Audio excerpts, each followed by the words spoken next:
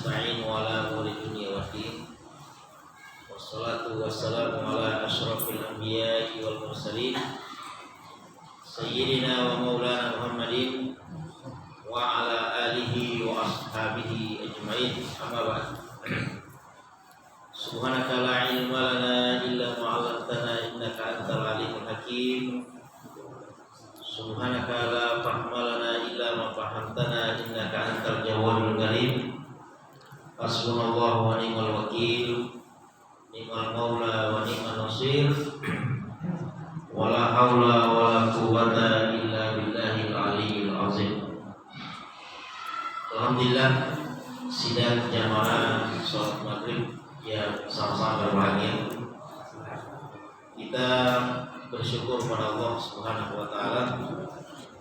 Pada malam hari ini kita kembali hadir di majlis yang mulia ini dalam rangka untuk melanjutkan rutinitas kita, yaitu sholat maghrib secara berjamaah. Kemudian dilanjutkan dengan kajian sirah nabawiyah. Kita bersyukur pada Allah Subhanahu wa taala karena kita semua bisa diberikan nikmat bermujarasah seperti ini.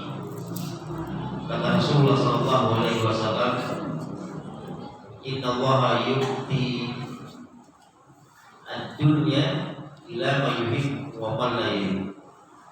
Sesungguhnya Allah memberikan urusan dunia itu, kenikmatan dunia itu, ila ma yuhibbu wa man la yuhibbu, kepada orang yang dia cintai dan orang yang tidak dicintai. Jadi kalau urusan dunia ini kelihatan. Jadi kalau urusan dunia itu diberikan kepada orang yang kafir maupun non kafir, muslim ataupun non muslim, mau beriman tidak beriman. Kalau urusan dunia itu diberikan oleh Allah. Jadi kalau masalah dunia nggak usah misalnya kaget kalau melihat di sebelah kita, tetangga kita ada non muslim atau muslim tapi tidak pernah nampak di masjid, ya, tidak pernah muncul di masjid, tapi pekerjaannya biasa-biasa, lancar. Nah itu kalau urusan seperti itu kata Allah, kata Rasulullah, "Innallaha yu'ti ad-din ila ma yuhibbu wa man la yuhibbu." Allah berikan, mau dia suka atau dia tidak suka, Allah berikan. Tapi urusan beragama, innallaha yu'ti ad-din ila ma yuhibbu. Untuk urusan beragama, duduk seperti ini, datang ke masjid, itu hanya diberikan kepada orang-orang yang dicintai oleh Allah. Wa man ata'u din faqad habba Allah. Siapa yang diberikan kenikmatan beragama oleh Allah, maka pastikan bahwasanya Allah mencintai orang-orang. Maka jamaah sekalian, alhamdulillah ala kulli hal, mudah-mudahan insyaallah kita adalah hamba-hamba yang dicintai oleh Allah Subhanahu wa taala. Amin. Jamaah sekalian, ada satu hadis yang diriwayatkan oleh Abu Hurairah. Abu Hurairah ini diceritakan oleh Umar ibnu Abi Salam, bukan Umar bin Khattab. Umar ibnu Abi Salamah ini merupakan anak tirinya Rasulullah dari istri beliau yang bernama Ummu Salamah. Jadi Ummu Salamah ini dinikahi oleh Rasulullah membawa anak dari suami sebelumnya, namanya Umar. Waktu itu masih kecil. Kata Umar, kuntu gulaman, saya pernah duduk ya, di samping Rasulullah, makan di samping Rasulullah. Gulaman, waktu saya masih kecil. Gulam ini artinya alladzi lam yablugh balagha al-balik, yang belum sampai usia balik. Jadi yang namanya gulam itu anak kecil, belum balik. Kata Umar, kuntu gulaman, ketika saya masih kecil, fi hajri Rasulullah sallallahu alaihi wasallam, di bawah asuhan Rasulullah, di bawah bimbingan Rasulullah sallallahu alaihi wasallam. Jadi Rasulullah itu meskipun Umar ini adalah anak tiri, itu diambil, diasuh seperti halnya kalau anak asli beliau Rasulullah sallallahu alaihi wasallam. Nah, biasalah anak-anak. Jadi Umar ini menceritakan, wa kanat siyadi tatishu bis-sohbah. Saya dulu waktu kecil ketika makan di depan Rasulullah sallallahu alaihi wasallam, ini tangan saya, kanat siyadi adalah tangan saya, tatishu bis-sohbah. Itu kalau ada hidangan seperti ini tangan saya kemana-mana. Ya. Bisa jadi anak ini di depannya misalnya tempe aja kan, di sana ada ayam. Jadi tangannya ini sampai ke sana, Pak. Jadi kanat siyadi tatishu bis-sohbah, tangan saya ini kemana-mana. Akhirnya kata Rasulullah sallallahu alaihi wasallam, akhirnya Nabi menasihati Umar. Apa kata Rasulullah? Ya gulam, wahai anak kecil, ya, wahai anak kecil, samillah. Kalau mau makan, pertama baca bismillah. Inilah hadis yang menjelaskan tentang disyariatkannya baca bismillah sebelum makan. Wa kul bi yaminik. Dan kalau kamu makan, makanlah dengan tangan kanan. Wa kul mimma yalik, dan makanlah apa yang ada di depan. Makanya kalau cari posisi makan itu cari posisi yang strategis, Pak. Nah, supaya tangan nanti kena undang-undang, ya ada sunnahnya. Kalau terlanjur depan kita ini adalah telur asin misalnya, itu kita jangan depan orang salah kita ambil. Makanya pada penjelasan di sini panjang masalahnya.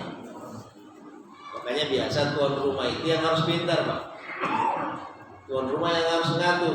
Jangan misalnya satu posisi lauk itu di situ terus. Biasanya namanya tamu itu kan pasti tak enak dia. Enak. Atau kalau meja sekarang ada meja sekarang yang bagus itu bisa berputar lauknya itu. Nah, itu lebih enak lagi, lebih bagus. Tapi kalau tak ada meja kayak gitu berarti tuan rumah ini yang harus pintar-pintar mengatur strategi laut tadi. Karena ada masalahnya. Kata Rasulullah, wa kul mimma yalik, makanlah yang ada di depan kamu. Nah, jadi Nabi seperti itu. Jadi ditegurnya anak tiri beliau ini. Maka ini sekalian sama-sama berbahagia. Ini pengantar ya. Satu contoh kejadian yang pernah terjadi pada rumah tangga Rasulullah sallallahu alaihi wasallam. Dan ini menunjukkan, kalau minggu lalu kan kita bahas tentang Nabi ini seorang kepala negara, seorang panglima perang, seorang ulama, seorang pedagang, dan seorang bisnismen kan? Seorang kepala rumah tangga. Nah malam ini insya Allah kita akan membahas tentang Rasulullah itu adalah seorang murabbi. Nabi adalah seorang guru. Nabi adalah seorang guru.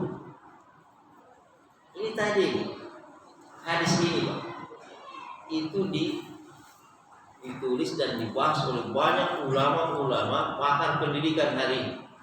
Ulama-ulama kontemporer hari ini menjadikan salah satu hadis ini sebagai hadis yang luar biasa. Pola pengajaran, pola pengasuhan pada anak kecil. Nanti kita bahas, panjang pembahasannya. Jadi hadis ini membicarakan tentang Rasulullah itu adalah seorang guru, bukan sebagai seorang ayah di situ, tapi Nabi ini adalah seorang murabbi. Jadi Nabi ini tidak segan-segan itu menegur kalau ada salah. Dan Nabi seorang guru. Allah Subhanahu wa taala dalam Al-Qur'an banyak disinggung ya. Di surah Al-Baqarah, kemudian di surah Al-Jumu'ah, Allah Subhanahu wa taala berfirman, "Huwallazi", dialah Allah allazi ba'atsa fil ummiyina, yang mengutus fil ummiyina, pada orang-orang yang buta huruf, tidak bisa membaca dan tidak bisa menulis. Dan Rasulullah juga orang ummi. Rasulullah itu seorang ummi. Rasulullah tidak bisa membaca dan tak bisa menulis. Walladzi ba'atsa fil ummiyina rasulan minhum, mengutus seorang rasul di antara mereka, yatslu alaihim ayati. Apa tugas rasul ini? Satu, yatslu alaihim ayati, membacakan ayat-ayat Allah. Ada kurang lebih 6.624 ayat dalam Al-Quran. Itu tugas Allah, tugas Nabi itu membacakan ayat itu. Dan tak ada satupun yang disembunyikan oleh Rasulullah SAW. Semua sudah disampaikan. Kemudian yaslu alaihim ayati wa yuzakkihim. Kemudian Nabi diutus untuk memperbaiki moral umatnya. Wa yu'allim. Nah, ini ayatnya ini. Yu'allim. Nabi diutus untuk mengajar. Nabi diutus untuk mendidik. Nabi diutus untuk menjadi seorang guru. Nabi diutus untuk menjadi seorang murabbi. Jadi ini landasan kita, landasan cara kita pada malam hari ini. Bahwasanya Rasulullah SAW adalah seorang guru. Nanti kalau dalam sirah Nabawiyah itu kan di periode Mekah. Periode Mekah itu ketika Nabi memulai dakwahnya di Mekah itu kan ada nanti namanya madrasah Arqam. Ya, madrasah Arqam. Ada namanya madrasah Al-Muzammil. Pernah nggak dengar istilah itu? Madrasah Arqam. Apa artinya madrasah Arqam? Kalau dalam sirah biasa disebut Darul Arqam, rumahnya si Arqam. Rumahnya si Arqam. Jadi Nabi ini orang punya andil yang luar biasa. Kalau bisa dikatakan semua ilmu yang disebar oleh Rasulullah dari sini mulainya. Berapa amal jariah yang didapatkan oleh Arqam ini? Arqam ini nanti menarik dibahas karena Arqam ini anak muda, Pak. Ya. Arqam itu umurnya 15 tahun. Tapi kenapa Rasulullah memilih rumahnya Arqam ini sebagai pesantren? Makanya disebut madrasah Arqam. Jadi ketika Nabi memulai Islam ini, itu kan tak sampai 20 orang yang masuk Islam. Tak sampai 20 orang yang masuk Islam.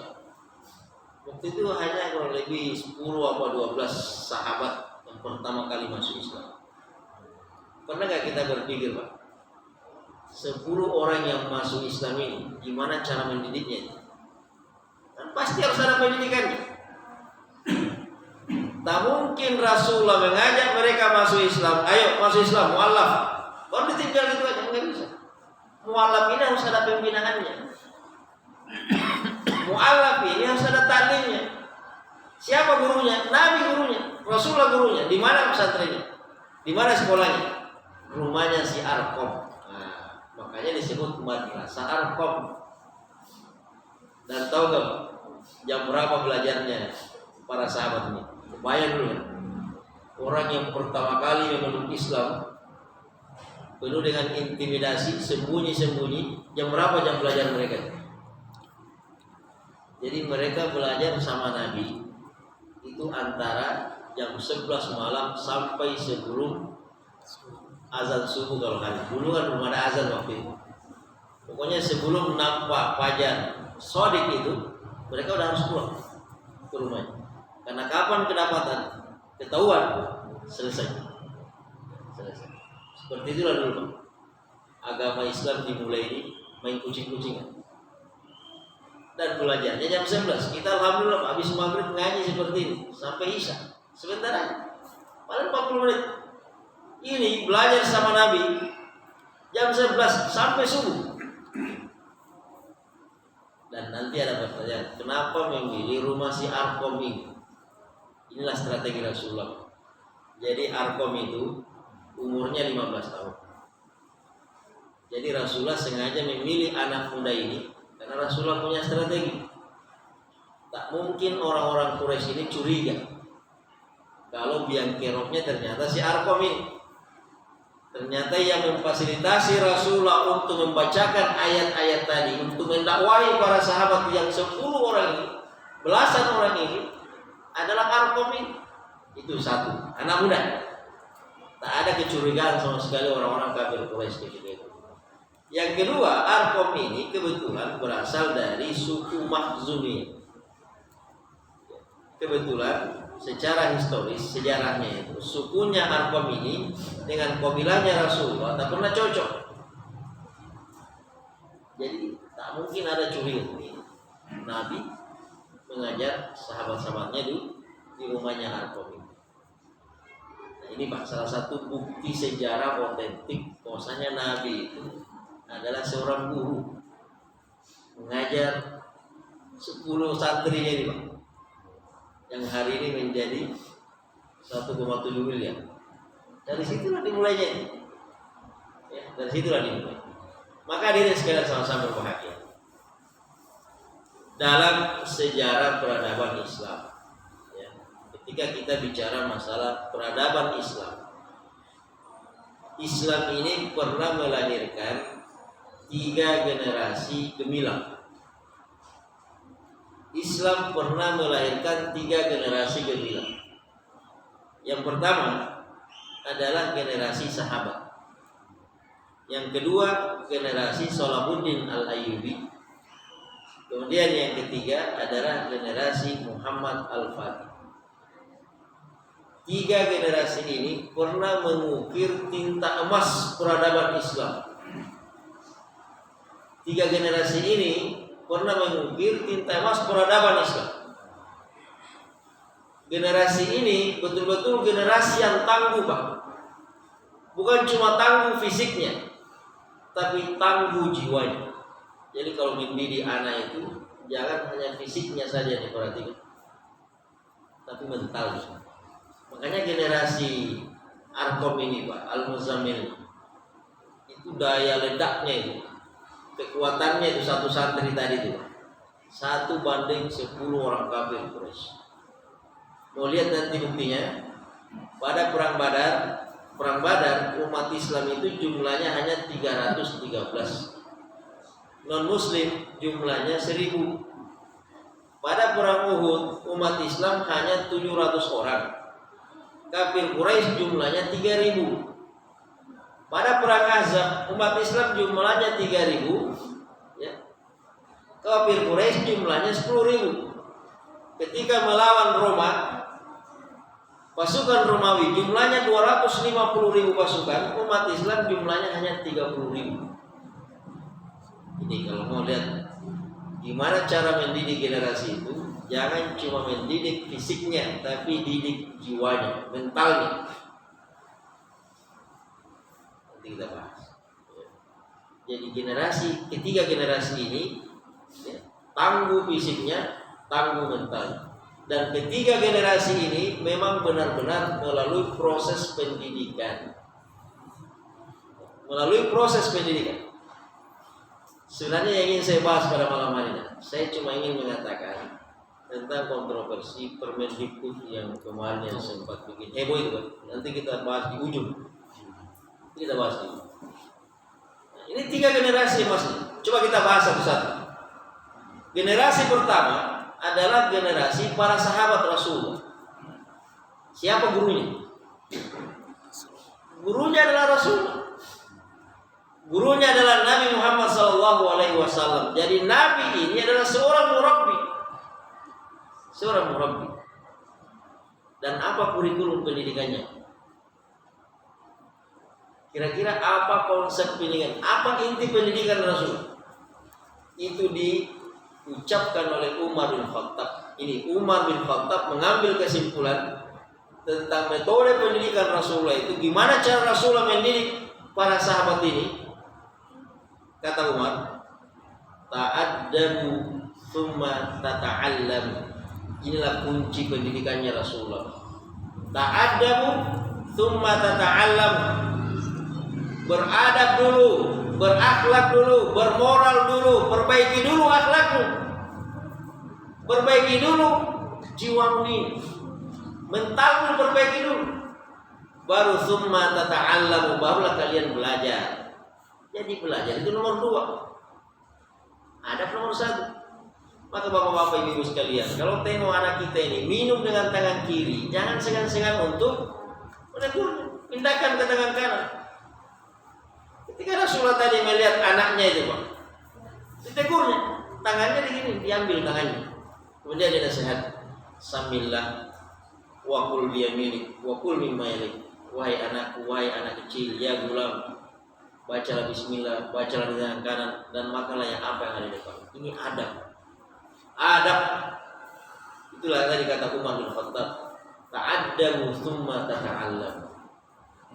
Coba lihat apa hasil dari kurikulum ini. 5 tahun setelah Rasulullah wafat. 5 tahun setelah Rasulullah wafat. Tahun 673 Masehi. 673 Masehi. Umat Islam berhasil membuka dan menaklukkan kota Yerusalem, Palestina hari ini. Ini bukan sembarang kota, ini salah satu ibu kota Romawi Timur. Salah satu ibu kota Romawi Timur, karena waktu itu Pak, di zaman Rasul ada 2 negara adidaya. Di timur namanya Romawi, kemudian di barat ada namanya Persia, Iran hari ini. Itu dulu negara adidaya itu. Jadi Arab Saudi, Jazirah Arab waktu itu, Mekah itu tak pernah dilirik, Pak. Tak pernah dilirik oleh peradaban, karena dia diapit oleh 2 peradaban, yaitu peradaban Romawi dan peradaban Persia. Jadi orang Arab ini dianggap Arab Badui. Tak pernah. Jadi orang hanya pergi ke Saudi waktu itu, pergi ke Jazirah Arab karena ada Ka'bah. Kalau tak ada Ka'bah, tak ada orang pergi sana. Apa yang tak ada yang bisa dimakan di sana, batu di sana. Tak ada air Zam-Zam. Nah, coba. Tapi 5 tahun setelah wafatnya Rasulullah, tahun 673 Masehi, Yerusalem berhasil ditaklukkan oleh generasi sahabat ini. Berapa jumlah pasukannya, Pak? Berkali-kali lipat yang tadi saya sampaikan. Pasukan Romawi jumlahnya 250.000 pasukan. Umat Islam hanya 30.000 pasukan. Udah gitu, pasukan umat Islam ini dipimpin oleh bocah ingusan yang kita bahas minggu lalu. Dipimpin oleh Osama bin Zaid yang umurnya baru 18 tahun. Coba lihat. Inilah hasilnya yang disebutkan tadi oleh Umar, ta'addabu tsumma tata'allam. Kalau ini yang diperbaiki, mental yang diperbaiki, adab yang diperbaiki, moral yang diperbaiki, pasukan yang 250.000 tadi itu, Pak, yang serba lengkap, serba canggih, yang orang baru mendengar nama Amerika saja hari ini udah cium duluan kan? Baru dengar misalnya Cina, udah cium duluan. Baru dengar Inggris. Seperti itu loh Pak, Romawi dan Persia itu. Tak ada yang berani menantang Romawi itu. Yang mau menantang Romawi hanya Persia. Dan yang bisa menantang Persia hanya Romawi. Tiba-tiba muncul pasukan. Jumlahnya hanya 30.000, pimpinannya anak ingusan tadi, umur 18 tahun. Di mana kuncinya? Kuncinya kata Umar bin Khattab, ta'addabu tsumma tata'allam. Perbaiki dulu moralnya. Ini yang pertama. Kedua, generasi Salahuddin Al-Ayyubi. Ini Pak, generasi Salahuddin Al-Ayyubi. Tahun 1187. Tadi kan Umar bin Khattab di bawah kepemimpinan Osama bin Zaid berhasil menaklukkan Yerusalem. Tapi ribuan tahun kemudian itu kembali direbut oleh pasukan salibis Eropa. Jadi orang Eropa, orang Kristen itu selama kurang lebih 90 tahun, ya, selama 90 tahun bercokol menduduki Yerusalem Al-Aqsa itu 90 tahun. Dan banyak sekali pahlawan-pahlawan Islam yang ingin menaklukkan Yerusalem waktu tak ada yang berhasil. Nanti generasi Salahuddin Al-Ayyubi yang muncul tahun 1187 baru berhasil kembali merebut Yerusalem itu. Pertanyaannya kan sederhana aja. Gimana caranya melahirkan generasi Salahuddin Al-Ayyubi? Ternyata ada 2 gurunya. Ada dua gurunya yang sangat terkenal, dan inilah yang merubah dan melahirkan, mencetak generasi Salahuddin. Yang pertama adalah Imam Al-Ghazali. Imam Al-Ghazali. Yang kedua adalah Syekh Abdul Qadir Jailani. Ini kiprah dua guru ini itu ditulis oleh salah satu cendekiawan Muslim abad ini, namanya Dr. Majid Irsyad Al-Kilani. Beliau menulis buku, Pak. Judulnya Hakadha Zahara Jailu Salahuddin. Hakadha Zahara Jailu Salahuddin. Seperti inilah lahir muncul generasi Salahuddin. Buku ini, Pak, pernah dilarang beredar di Israel. Tak boleh dilarang beredar. Karena buku ini itu ditengarai bisa membangkitkan semangat giroh generasi Islam hari ini. Ternyata dua guru ini, Imam Al-Ghazali dan Syekh Abdul Qadir Al-Jailani, apa metode pelajarannya? Dan bagaimana kurikulum? Jadi Dr. Irsyad Al-Kilani menyebutkan bahwasanya konsep pendidikan Imam Al-Ghazali cuma satu, dan itulah yang biasa, yaitu tazkiyatun nafs. Tazkiyatun nafs. Kalau Rasulullah tadi adab, kalau Imam Al-Ghazali adalah tazkiyatun nafs. Ini Pak Imam Al-Ghazali, salah satu ulama yang paling ditunggu-tunggu fatwanya waktu itu. Ini kan terjadi perang ini antara umat Islam melawan Salibis di Yerusalem ini. Itu kan butuh fatwa ulama kan. Kalau hari ini namanya misalnya resolusi jihad, ya. Kalau misalnya panggil ustaz itu, karena kebiasaan kalau ada ulama, ada kiai ustaz yang berfatwa, itu biasanya semangat para warga itu. Termasuk Imam Al-Ghazali waktu itu, Pak. Paling ditunggu-tunggu fatwanya, silakan ya Syekh, keluarkan fatwa supaya kita ini umat Islam ini semangat lagi untuk berjihad. Tapi Imam Al-Ghazali, Pak, Imam Al-Ghazali malah no comment, malah memilih keluar ke pinggiran kota, menyingkir, menyepi dan menepi. Malah beliau fokus membangun sekolah, mendirikan pesantren namanya An-Nizamiyah. Dan tahu apa yang difokuskan Imam Al-Ghazali dalam pesantrennya? Maka lahirlah Pak buku yang terkenalnya itu adalah Ihya Ulumuddin, ya. Nah, Ihya Ulumuddin itu kan tasawuf. Itulah tasawuf ala Imam Al-Ghazali. Jadi Imam Al-Ghazali ini, Pak, kesimpulan beliau, kenapa kita tidak bisa mengalahkan pasukan Salibis ini? Udah puluhan tahun pasukan Salibis ini tak ada yang bisa mengalahkannya. Apa kata Imam Al-Ghazali? Penyakit yang dihadapi, yang dihidap oleh umat Islam hari ini adalah penyakit hatinya. Kalau umat Islam tidak selesai di sini, jangan harap bisa mengalahkan pasukan Salibis. Maka konsep yang beliau bangun namanya tazkiyatun nafs. Ini langkah yang beliau lakukan, menyucikan, membersihkan jiwa para pasukan waktu itu. Karena terlalu cinta dunia. Umat Islam kalau terlalu cinta dunia, susah, gampang dinego. Gampang dinego. Hari ini kita lemah, bukan karena musuh yang kuat. Bisa jadi ada teman kita yang berkhianat, ada yang udah dinego, mudah-mudahannya lemah. Baru misalnya disodori sekian, berubah itu. Maka Imam Al-Ghazali mengatakan, jangankan koruptor, kalau hatinya udah kita bersihkan, tazkiyatun nafs ini udah bagus, iri pun tak ada lagi. Diajak berperang, mereka mau. Gak usah diiming-imingi oleh ghanimah harta perang, gak digaji pun mau datang. Kalau ininya udah bagus, tazkiyatun nafs. Dan masya Allah, betul-betul lahir generasi itu Salahuddin Al-Ayyubi dan berhasil merebut kembali Yerusalem. Ini yang kedua. Jadi sama konsepnya. Jadi adab di zaman Rasulullah, adab konsentrasinya di adab. Di zamannya Salahuddin Al-Ayyubi juga konsentrasinya adalah tazkiyatun nafs. Tazkiyatun nafs ini sama, adab juga, moral juga.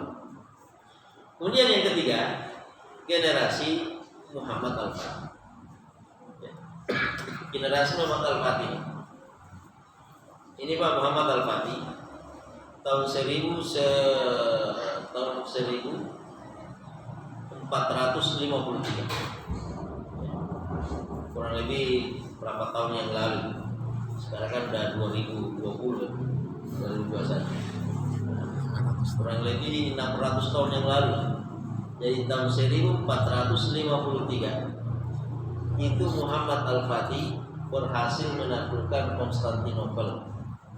Konstantinopel ini kota yang paling strategis, paling cantik, dibangun oleh Raja Konstantin pada tahun 300 Masehi. Saking terkenalnya benteng itu, Pak, Nabi pernah bersabda, Nabi tak pernah lihat kota itu, Nabi tak pernah sampai di Turki, Nabi tak pernah sampai di Istanbul, tapi Nabi pernah bersabda seperti ini, La tuftahanna al-Qustantiniya, La tuftahanna al-Qustantiniya, La tuftahanna al-Qustantiniya, Fala nikmal amir, Zalikal amir, Wala nikmal jais, Tilkal jais. Konstantinopel pasti kalian akan taklukkan. 3 kali Nabi menyebut seperti itu. Dan pemimpin pasukan terbaik, kalau mau lihat mana pemimpin pasukan terbaik sepanjang masa, tengok pemimpinnya, siapa yang memimpin pasusan melakukan. Dan pasukan terbaik adalah pasukan yang menaklukkan Konstantinopel. Ini sabda Nabi, Pak. Nanti betul-betul terwujud 800 tahun kemudian. Dan Konstantinopel ini bukan cuma umat Islam yang ingin menaklukkan, bangsa-bangsa lain ingin menaklukkan benteng, tapi tak pernah ada yang berhasil. Karena kan bentengnya berlapis itu, temboknya itu luar biasa. Ada tembok, ada lagi tembok. Habis itu di depannya itu ada kayak sungai, jadi susah untuk menembusnya. Muhammad Al-Fatih. Nah, pasti kita bertanya-tanya, bagaimana bisa melahirkan generasi Muhammad Al-Fatih? Berapa umurnya, Pak? Umur Muhammad Al-Fatih ketika menaklukkan Konstantinopel itu barulah 20 tahun. 20 tahun. Karena umur 18 tahun, anak ini sempat diangkat menjadi sultan, menggantikan bapaknya. Tapi mungkin karena dianggap masih kurang maksimal, akhirnya bapaknya mengambil alih kembali kerajaan. Umur 20 tahun, bapaknya menugaskan dia, silakan taklukkan Konstantinopel. Alhamdulillah, takluk. Butuh 57 hari peperangan, pengepungan, baru berhasil menaklukkan benteng itu. Nah, yang ingin kita bahas, siapa gurunya? Siapa gurunya? Dan bagaimana cara belajarnya? Nah, tadi kan generasi sahabat, gurunya adalah Nabi, pendidikannya adalah adab. Salahuddin Al-Ayyubi, gurunya siapa? Imam Al-Ghazali dan Syekh Abdul Qadir Jailani. Apa pelajarannya? Adab juga. Ternyata Muhammad Al-Fatih ini, Pak, sama pelajarannya. Siapa gurunya?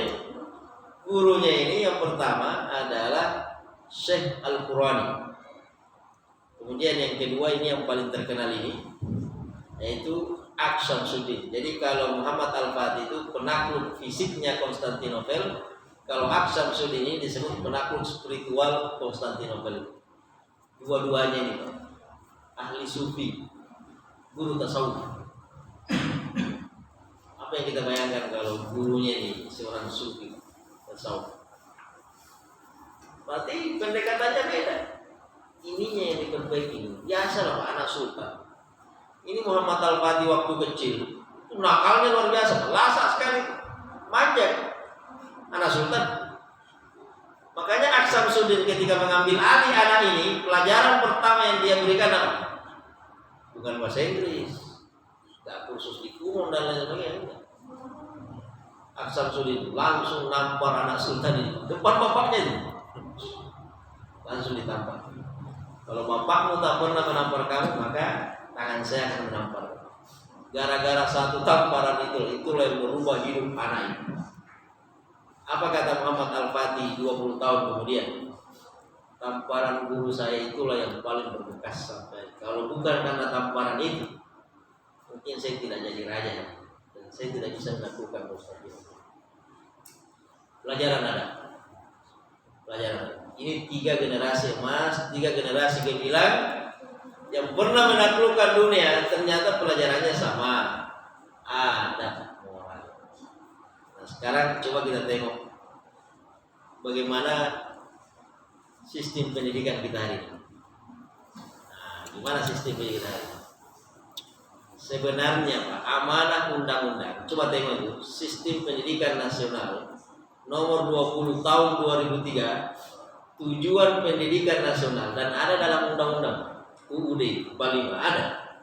Tujuan pendidikan nasional adalah mencetak generasi satu beriman, yang kedua generasi yang bertakwa, dan yang ketiga generasi yang berakhlakul karimah. Jelas ya?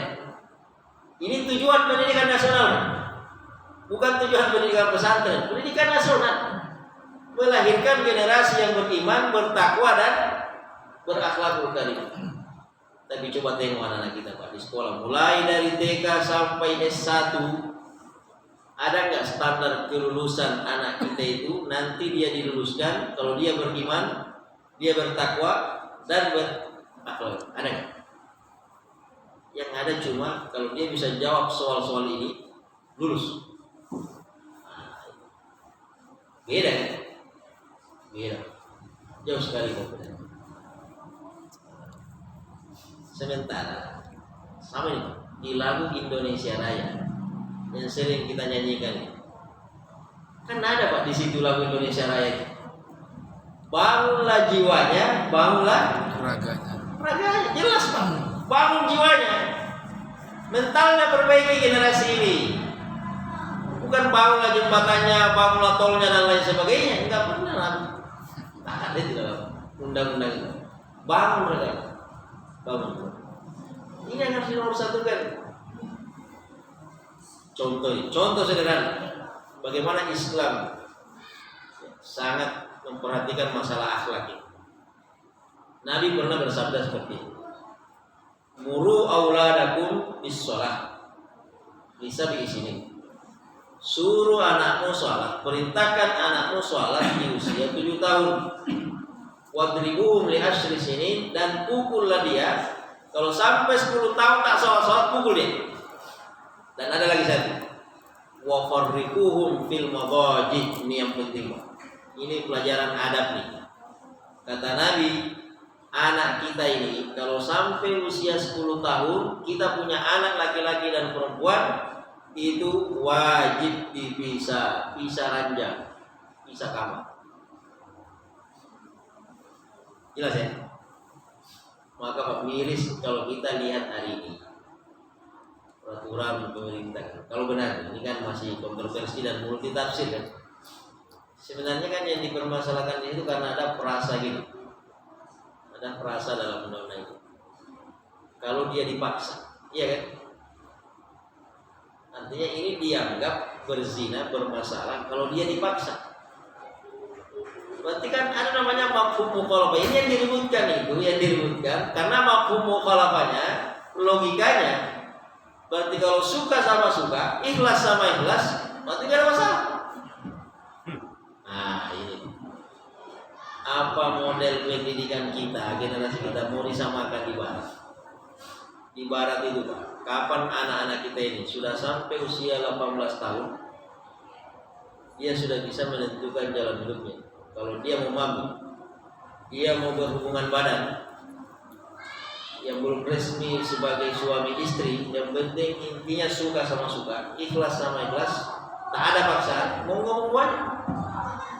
Apa anak kita nggak suka? Mau dibawa kemana generasi kita kalau sudah kayak gini modelnya? Ini berat tentang kita ini. Nabi tadi makanya konsep pendidikan Islam itu, konsep pendidikan Islam tak boleh sebenarnya Pak, mahasiswa dan mahasiswi itu satu kelas. Itulah yang mancing perzinahan itu.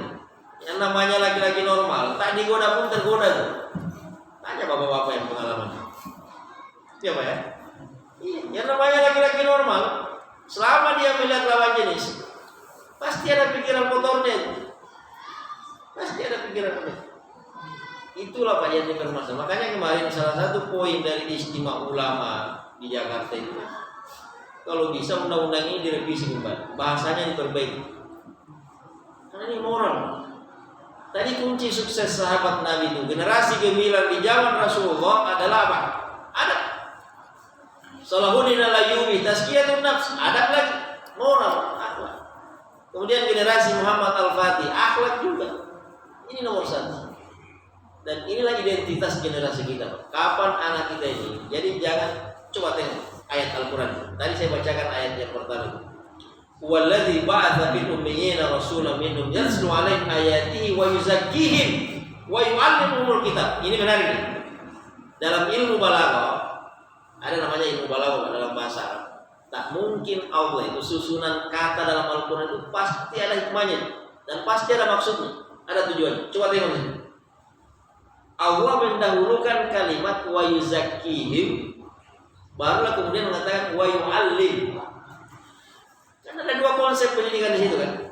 Satu konsep pendidikan tazkiyatun nafs, yang kedua konsep pendidikan taklim. Pelajaran. Makanya kalau menurut Allah, pendidikan anak ini zakihim dulu. Perbaiki dulu moralnya, akhlaknya, adabnya, baru wa yu'allim. Ini Nabi yang disuruh. Ini perintah Allah untuk Nabi, wa yuzakkihim wa yu'allim. Perbaiki dulu moralnya, baru ajarkan ilmu-ilmu yang lain. Kenapa pernah terjadi bom Hiroshima, Nagasaki? Itu cerdas-cerdas orang itu. Tapi kalau kecerdasan otak ini tidak berbanding lurus dengan akhlak, ini ilmu ini liar. Ini senjata ini, nuklir ini bisa menjadi senjata orang normal. Yang kayak virus ini kan, dari mana virus itu? Dari mana virus itu? Nah, COVID-19 dari mana? Cina. Nah, ini kalau nggak dikontrol oleh orang yang punya nurani, Pak. Coba, ini udah 2 tahun kita kayak gini. Pak Ci dari kemarin pakai masker ya? Nggak tahu ada apa enggak. Ini karena ilmu ini tidak dikontrol oleh agama. Makanya generasi Islam itu pernah mengambil jalan tengah. Ilmu ini harus diintegrasikan, harus disyahadatkan, harus diislamkan. Makanya pernah ada namanya proyek Islamisasi sains. Islamisasi sains. Yang pakar dalam bidang sains, kalau bisa dia punya ruh agama. Karena kalau yang memutuskan kebijakan, yang pegang senjata ini, tidak ada ruh di sini, Pak. Dia kapan aja bisa nembak ini. Kita nggak tahu nih. Ke depan 10 tahun lagi mungkin ada virus lain. Atau jangan-jangan yang tahun ini ada lagi yang baru. Tadi saya baca ada cucunya katanya. Enak ceritanya.